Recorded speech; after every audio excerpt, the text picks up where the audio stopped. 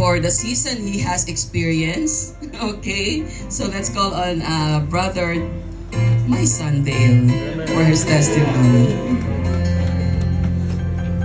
Amen. BCICM, welcome! It's good to see you all again. God is good. And all the time. So it's good to be back, and I'm so happy to see all your faces again, and even the new faces. Welcome po to BCICM. If you don't know me, my name is Dayle Santos, and I'm the son of Pastor Delphine Santos and Pastora Annalyn Santos. So, as we all know, for the past year, I have entered my Kainos season, my new season, which is, of course, college.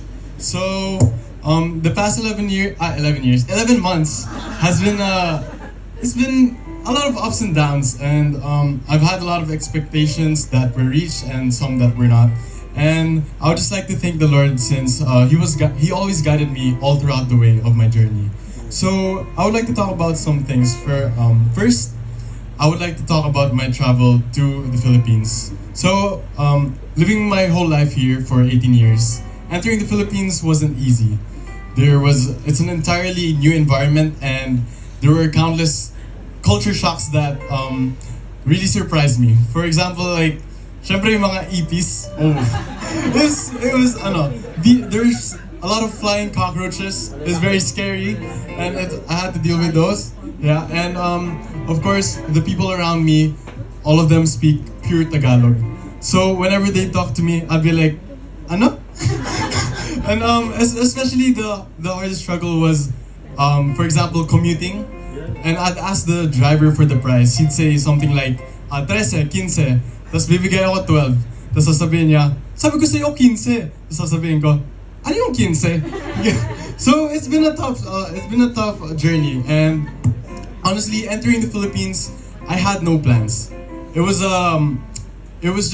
just went there because I believed that college would be better in the Philippines. So thankfully, Mom introduced me to FEU Alabang, which has the course that I wanted. It is ECE course. And knowing that plan, for me, it was a one-time big time. Since I had no other plans, I had no other options. So, taking that entrance exam, it was very anxiety-inducing, you know? Because you don't know if you will pass or fail. And taking the exam, there were some pages where I had struggles, and in the same day we had the results. So I had to wait for it, and during the waiting time, my heart was beating very fast. I don't know what to think, because if I failed that exam, balik na lang ako Qatar. But if I failed that exam, there was no other plan. And thank God, since when I received the results, they mentioned, congratulations to the highest scorer, Dayle Santos. And that was the first blessing I received in the Philippines. And so, as it says in Jeremiah 29 verse 11, "For I know the plans I have for you, declares the Lord, plans to prosper you and not to harm you, plans to give you a hope and a future." And I felt that verse deep inside me when I received that award. Anyway, next, I received a lot of God's grace, and He's given me a lot of opportunities. For example, in my friend group, although it was hard to find within my classes, He gave me an opportunity through finding an organization that is part of my course. And He gave me the opportunity to be a part of that organization and be a member. And gradually, I became friends with them, and I also climbed the ladder of the ranks from a member to a helper, and now they've announced that I am now the new president of that org. So He's given me an opportunity to become president of that organization. And of course, we also found a new church there. It is called New Life, and I'm grateful since, although I miss the church here, that church has given me a lot of encouragement and inspired me all throughout my journey in the Philippines. And I'd just like to thank the Lord for all His blessings, since throughout the journey, I experienced God's blessings in my life. For example, I have gotten my new driver's license. Wow. And it was very unexpected, since Mom just said, one day Mom just said, "Tara guys, let's go to the driving school." And I didn't know what to expect, but within 1 month of learning, I just got my new license.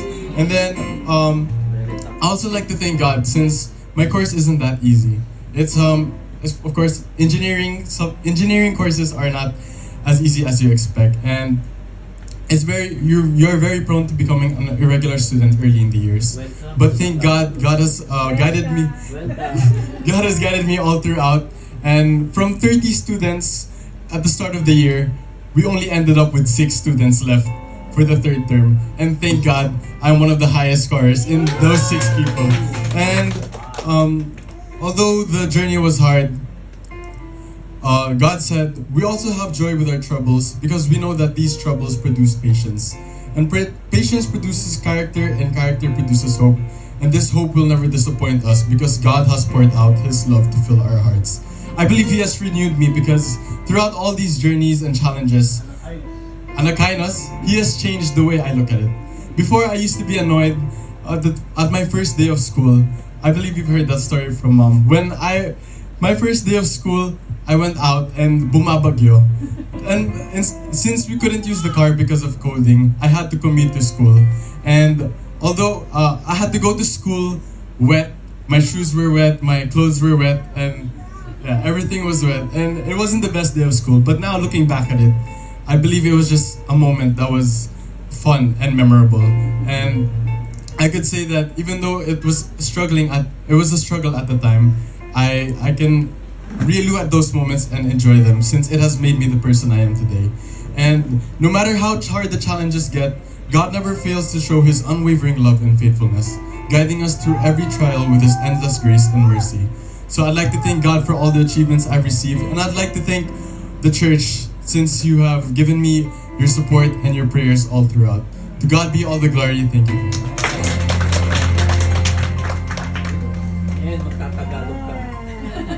Magtatagalog ka ngayon.